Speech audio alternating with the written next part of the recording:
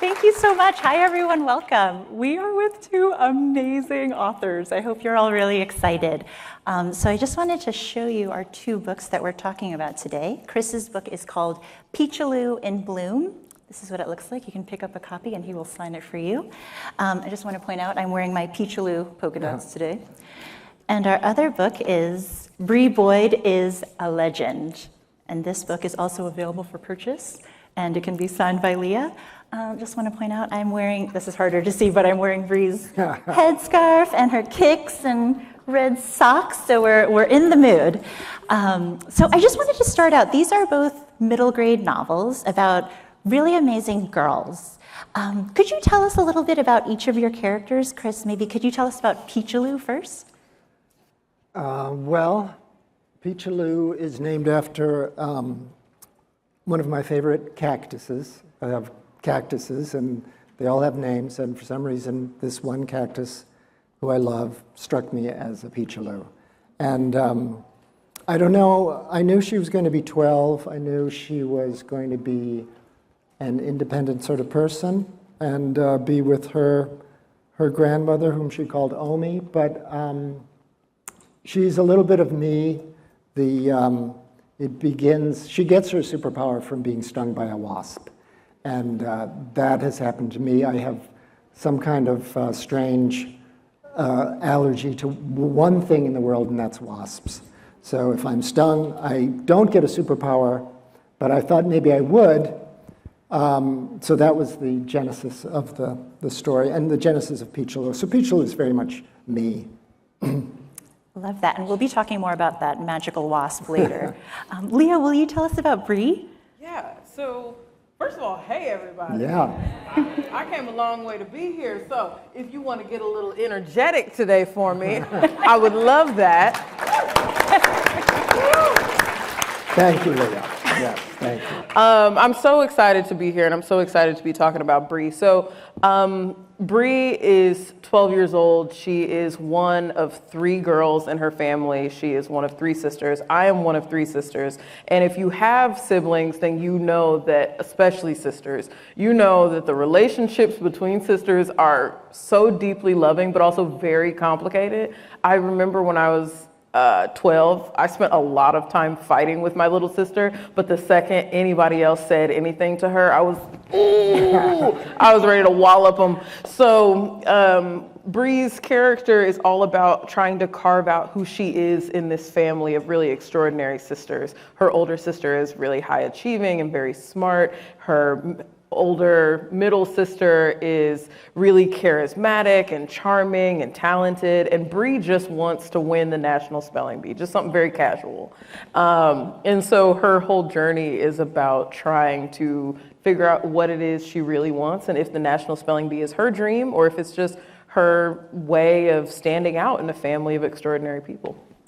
And I just want to add, in your family, I kept finding myself in Bree's father, and which he's kind of domineering, and I have said some of the things Bree's father has said. You know what? I have literally said, there's no being on time. You're either late or you're early, which Bree gets from her dad. Right, yeah, it's, the thing about middle grade that I love, it's a learning experience for everybody. We can all find a character in a book, even though I'm not 12 anymore, and you are not 12 anymore, I don't think. No. Even though we're far away from it, there's always a character who I'm like, Yeah. I get them. Yeah. Love that. Thank you for these intros. And I just want to point out, did you notice that Peachaloux had an interaction with a wasp, and Bree was in a spelling bee? There's a lot of connections between these two books. We'll get more into it. Chris, you brought up Peachaloux's grandmother, Omi. I forgot to also mention Peachaloux's family name, which is Piccolo Zampa. Yes. Peachaloux Piccolo Zampa, great name. I love that loving relationship, but also that mentoring relationship that Peachaloux has with her grandmother. Could you tell us a little bit about that? Well, the grandmother is based loosely on my own mother, and my mother is a librarian, retired librarian and archivist, and it's not a portrait, but I think kind of like what Leah said, you have we have, and I think of it as we have ingredients in our pantries, and we just reach for what's already there. And you don't have to go out and get more ingredients, they're all there. So Omi has a lot of aspects of my mother, but I didn't want to paint a portrait of her. But this character is interested in hymns and poetry, and my mother is a great indexer, which this character Omi is. So there are things like that in there, for sure.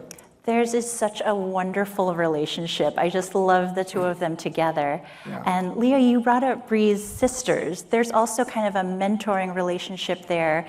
And Bree also has a tutor for spelling named Carrie, who's also a bit of a mentor figure. Could you talk a little bit about how Bree in her story is also influenced by these other women in her life? Yeah, I love this idea about like what we reach for and how that influences the person we become. A lot of what I realized about young people or being a young person is that we often define ourselves in terms of the people around us. So she's smarter than me, so I can't possibly be very smart at all, or she's into this thing, so I have to be into this thing. So we define ourselves in terms of opposition a lot of times, right? And so Bree is moving through the world in this really extraordinary family of high achievers, and because everybody is so good at everything, Bree constantly feels like she couldn't possibly be great at anything.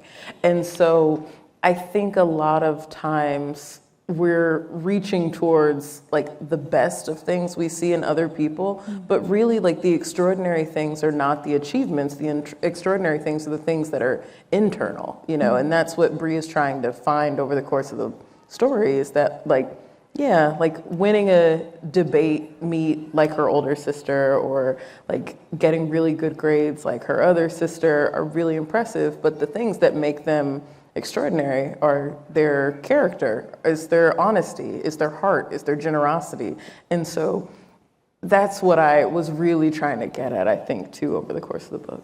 You absolutely do, because as you're reading, you fall in love with Bree. She's such a smart, just lovely character, a good friend, a wonderful sister. But she does have some superpowers, which we have not really gotten into yet. Can I tell them about what their superpowers are? They come up early, so this isn't too much of a spoiler. So we know that Peachaloux got stung by a wasp.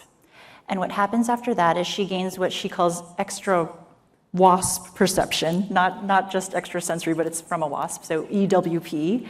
And so she can, and Chris, I hope I'm describing this well, she can understand what a person really means when they say something. And it's often adults, for some reason, who will say something that doesn't quite match what they really mean. Chris, could you tell us more about how you came up with that power and how it affects Peachaloux? Well, I wanted a power that might be a superpower, or it might just be Peachaloux's smarts and realizing and sort of being able to suss out what people are saying. And we all, to one degree or another, speak indirectly, some more than others. Sometimes, when someone asks you a question, or comments or says something like, "Oh, those are nice shoes you're wearing." What they're really saying is, "Those are the worst shoes I've ever seen in my life." Or, "That's an interesting idea you have." Like, "No, that's a stupid idea." So that's the power that she gets. And in her case, Peachaloux has one leg that's shorter than the other. When she's in the hospital, the nurse says, "Oh, I have a daughter your age." And then she sees Peachaloux's discrepant legs, and she says, "That's interesting." And suddenly Peachaloux realizes she's really saying, "Thank goodness my daughter has two normal-sized legs." And that's when it dawns on her that she can hear exactly what people are saying. And that then helps her solve the mystery in the book. Yes, a mystery we will talk just a little bit about. That one will be a spoiler, so it won't get too far. And I agree with you, Chris. I do think Peachaloux has this natural ability to really deeply observe and understand people she's talking to. So was it a wasp power, or is that really just her own brain? Yes. I really liked how you built that up.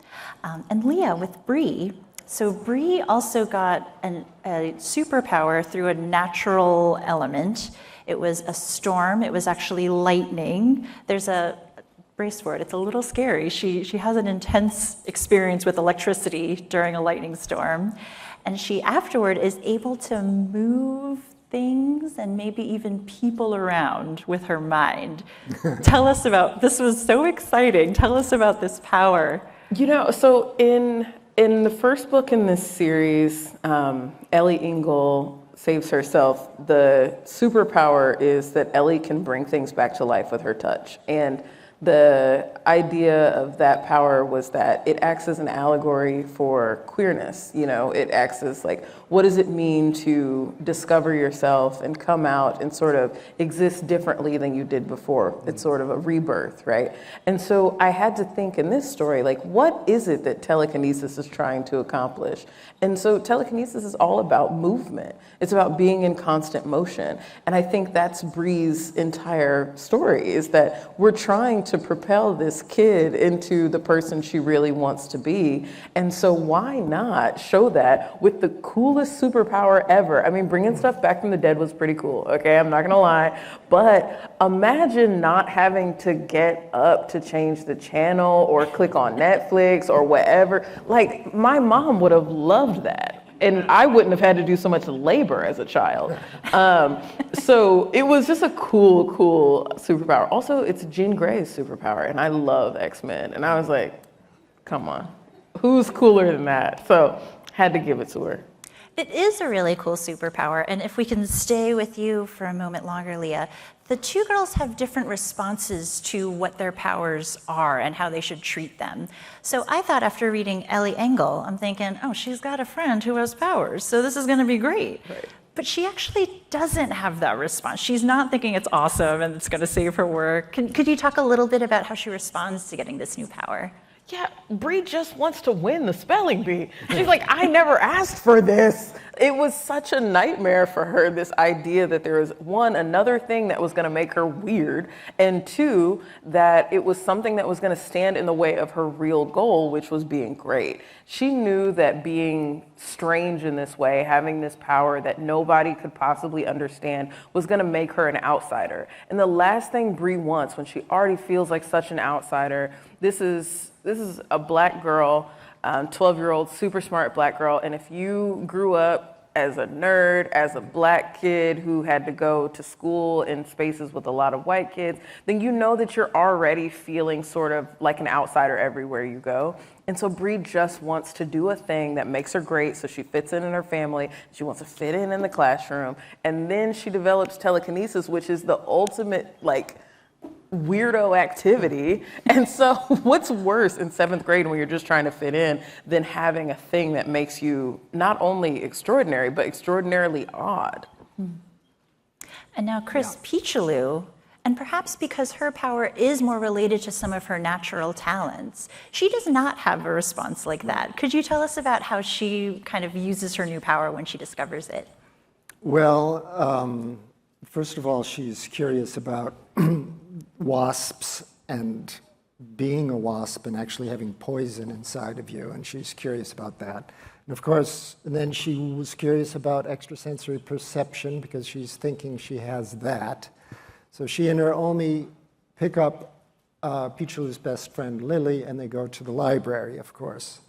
And so she also doesn't really use her superpower that consciously. She doesn't try to wield it. In her case, she wants to be chosen for the summer pageant, which she is, which happens every year.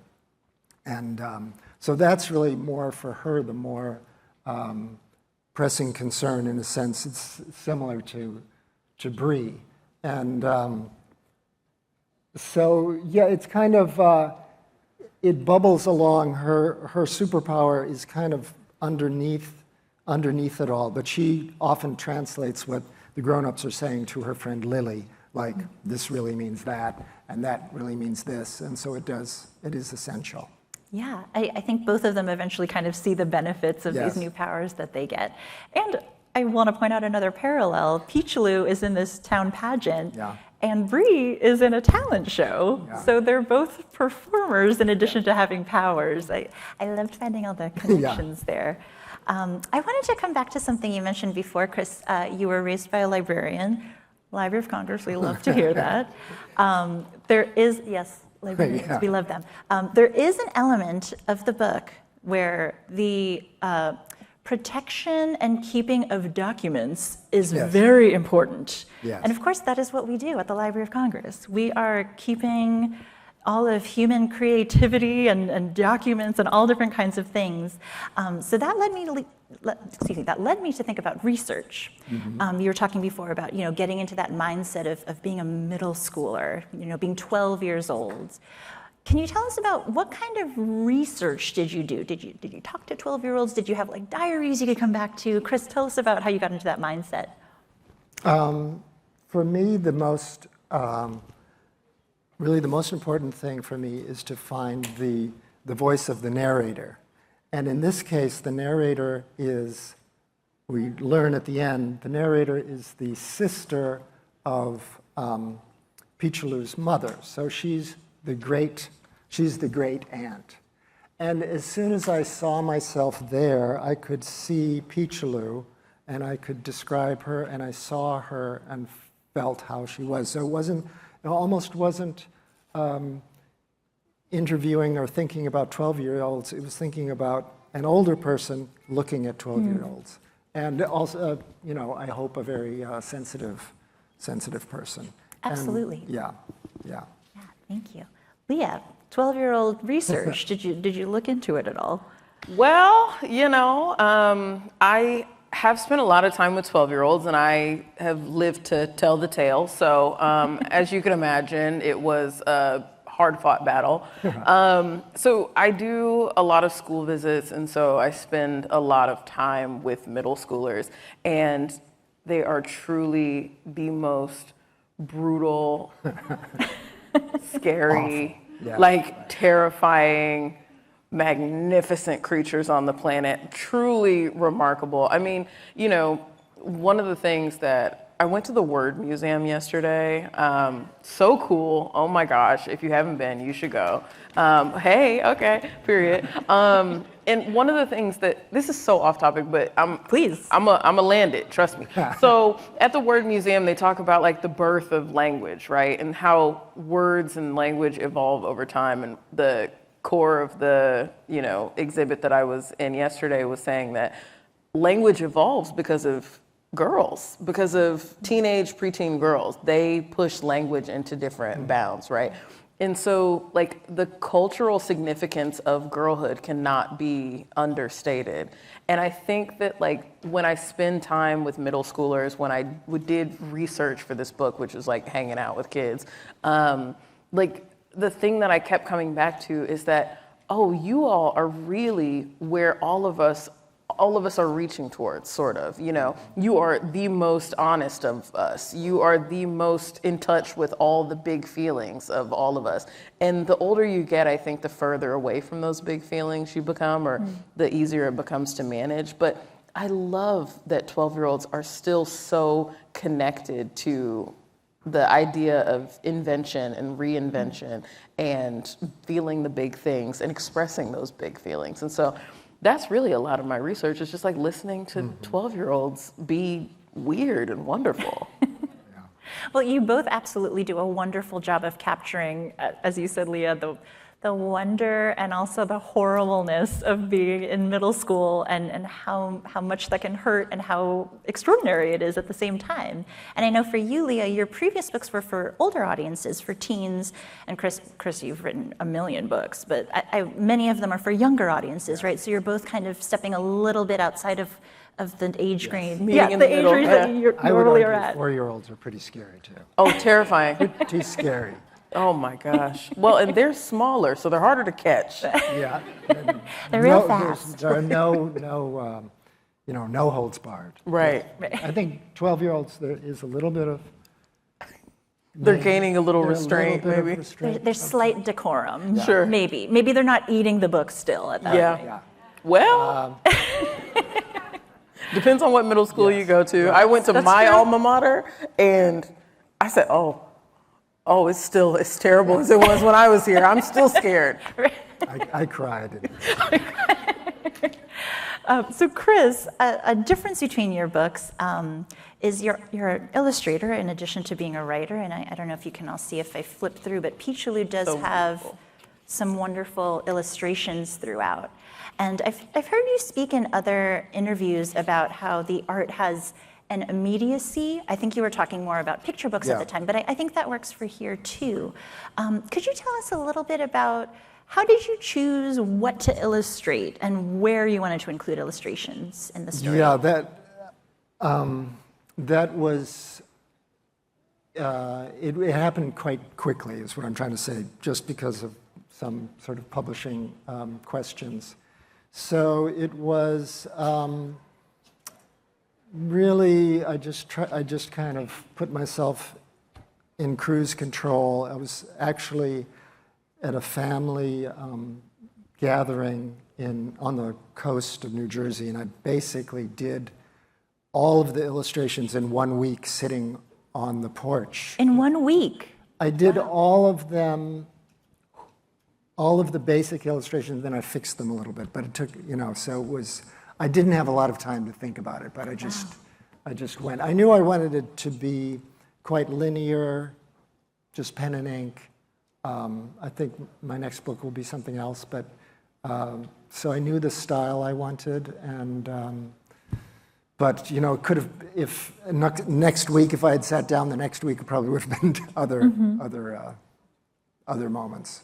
Well, the illustrations add so much, and I love your style. It's very loose. It feels very. Yeah. I mean, they're beautiful, but you saying that you did them in a week, Yeah. I kind of feel that there's like a nice looseness. It's not like very worked over. I try to. That's something I do consciously try to keep a little bit of looseness in my And I work. think the tone of the story has that too. Peachalou's town, the people in it, the things that happen, there's almost like a fairy tale or fable kind of quality where everything's like a little bit wackier than in our world. Yeah. While Bree, on the other hand, feels very much of our world. I mean, again, your descriptions, I can tell you've spent some times in actual middle schools recently. I'd love for you to both talk a little bit about that tone, that feeling of the space we're in, the world we're in, and then I just want to give everyone a heads up, Yeah. we're going to give you some time for questions, so start thinking about what you want to ask these two. Leah, can you tell us about Bree's world a little bit? Yeah, so Bree lives in a town adjacent to where I grew up. I mean, it's a fictionalized version of it, but it is very similar to where I grew up. And I don't know how to write fantasy is the real secret here. I never really figured it out. So all I knew about magic was that in order to gain something, you have to lose something. Like magic can't go unchecked. So as long as I was guided by that one singular rule of magic usage in our real world, then everything else was exactly the same. And so what does it look like when nobody else's life has changed except for yours in this really extraordinary way?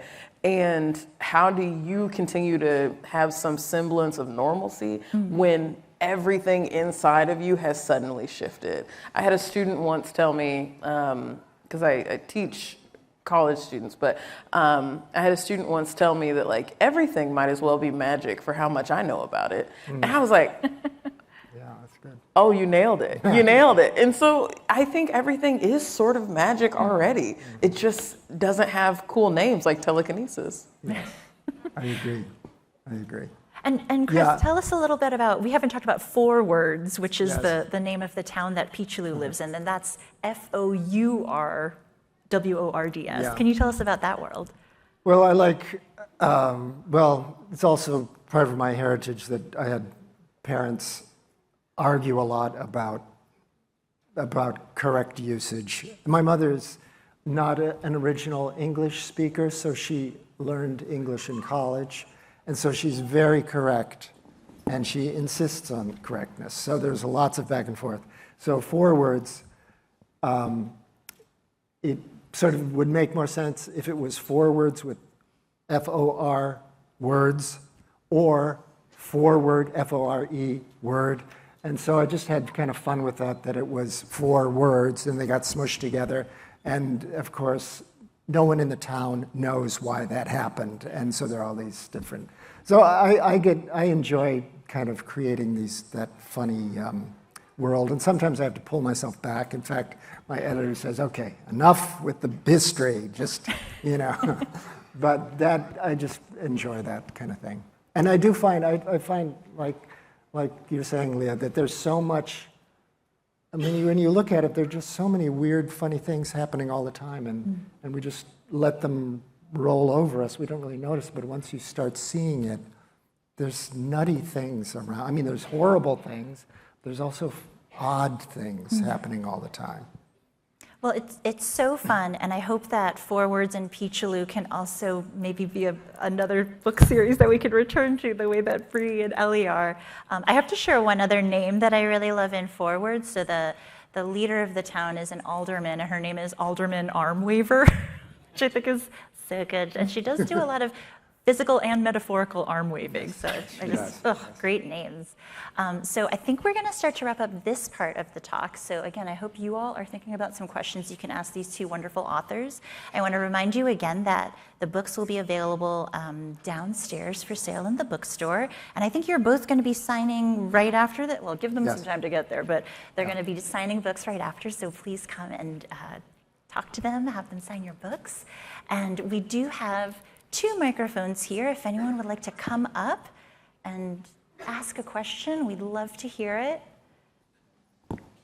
Go. Yeah, please.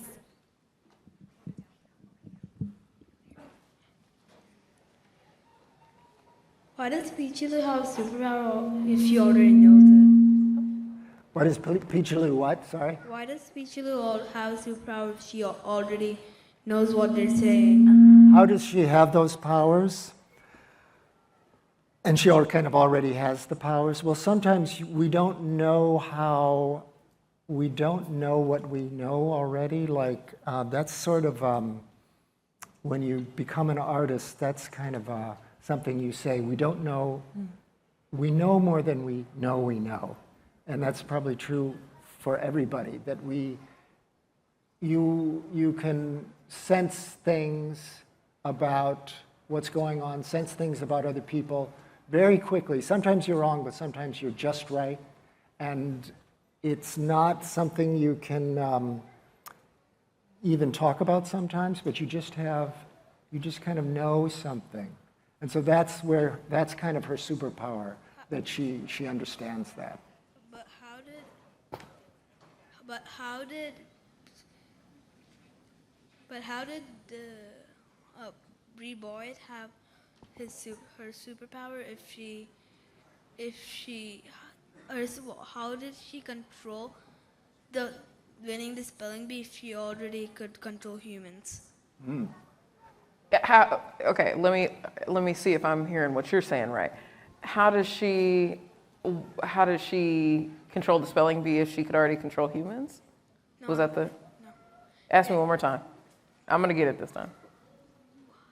If she could only control humans, how could she control winning the spelling bee? Because she could only control where they're in the place. Exactly. Okay, so that's a great question. So actually, Bree doesn't win the spelling bee because of her superpower. She is able to compete in the spelling bee because she studied really hard. The telekinesis actually didn't help her at all. It actually made it harder for her to study because the flashcards were flying all over the place, the books were flying at her off the wall. So actually, she was able to do really well, not because of the superpower, but in spite of the superpower.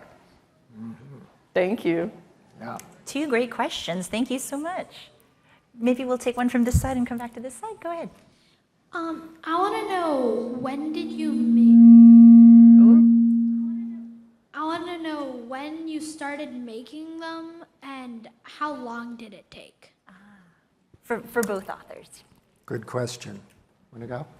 Well, it takes me about 6 months to write a book, usually. I think Bree took me a few weeks to write the first version of it. And a few weeks? Yes. Wow. So You two are fast. I'm not doing as fast as Chris is. I'm not on the porch yes. working on it, but I will say it took me about 2 weeks to write the first draft of Ellie, and then Bree took maybe 6 weeks for me to write the first draft, and then it takes you years for the book to be done. So somebody to do the cover, and somebody to bound the book, and somebody bind the book, and then to edit the book, and so that takes a lot of time. But the writing, that takes me a few hours. Yeah. I have to say, that was not a typical answer. If you talk to other writers, you are very zippy. Yeah. But I would sort of say the same thing. When I'm writing a book, like with Peachaloux, I have a pretty set routine. I walk in my neighborhood in the park for about an hour, and then I think about the next thing that's going to happen in the book. And I kind of make sure I know where I need to get to. And then I sit down at 9:30 and I write by hand 4 pages, which turns out to be about 1,000 words. And then I stop at 11. Then I have tea and cookies. And that takes, if I do that 6 days a week, that's 6,000 words a week. And if you do that 12 weeks in a row, you have a novel. You have enough words. So that's how that worked. And then it takes, as Leah said, lots of rewriting and then all the other things. So it takes a while. Can Good I ask one question. follow-up question, Chris? Do you only work on one book at a time? Do you have multiple projects going on? Usually I have multiple things going. So I, writing My in the morning, gosh. and then I have to do other stuff in the afternoon. I just want to reiterate for any writers in the audience, you do not have to work this fast. This is amazing. I've never heard anyone working this fast. Okay, one last question on this side. I'm sorry, please come and get your book signed and ask downstairs, but we're going to take one last question on this side. Thank you, I'm sorry. Yeah. I just wanted to know about the need to balance the horror with the young audience. How do you know when it's too scary? So if you have a character that's bringing characters back from the dead, or you have a character that's going through a storm or something like that, when do you know where the line is to say this is a little bit too scary or this is right in the pocket? Ooh, I love this question. I also love your shirt. Free Palestine. Yeah. So really quick, I will say that for me, something that I really wanted to drive home in my first book and has been a guiding light through every book I've written is that we are always able to hold great joy and great pain in the same hand. Everybody in this room is experiencing that right now in this country, in this city. And so you all know just as well as I do that children are particularly equipped to deal with big ideas. And it is our job as grown-ups to give them the tools to deal with those things. And so I want things to be a little scary, but things are often scary and hilarious at the same time. Again, as Chris was saying, well, you might not have said this exactly, but if you watch the news, it's terrible, but also almost comedically terrible. It's like if I had written some of these things in a book, my editor would be like, dial it back, please. This is a bit much. So for me, I always try to balance big, scary ideas with moments of levity. So if Ellie is bringing somebody or something back from the dead for the first time, for instance, she doesn't resurrect humans. That's the hard line. I was like, that I can't explain that to my editors at Disney. But if she's trying to bring back her hamster from the 3rd grade, there are really funny things we can do with that. Or she's trying to resurrect a rotisserie chicken, which is not possible at that point. You know what I mean? So trying to illustrate really big concepts but make it still funny and light, I think is at the heart of what I'm trying to do. So it's sad, but sad in the way that all things are sad. You know what I mean? Which is sad and also there's something to be found in it that could be a little funny. Yes. Yes. Do you want to add anything, Chris? Well, I was going to say that I agree that generally we meet what comes to us at our level, and especially with writing, I think where it can be wrong is when it's illustrated, actually, as an illustrator. When you illustrate something too horrifying, too gory, that can be so strong that it can really be something that's hard to get over. I think words can hit us, they're big enough to let us interpret it as we need to, I think. And sometimes I think visual things are less allowing of, less expandable or contractible. So I think, sometimes I think like Grimm's fairy tales, if they're illustrated too much, they're horrific. Horrifying. But if you just hear them, you kind of think, okay, yeah, she got eaten, whatever, you know? Right. So. Yeah. Well, that's a great note to end on. Yes, People getting she eaten. got eaten. I hope everyone has enjoyed this conversation as much as I have. Please, can we get a hand for Chris and Leah? Thank you so much. So wonderful. Again, please, you can pick up their books downstairs. Please get books signed by them. Chat with them. I'm sorry we didn't have more time to talk, but thank you again for coming, and please enjoy the rest of the National Book Festival. Thank you.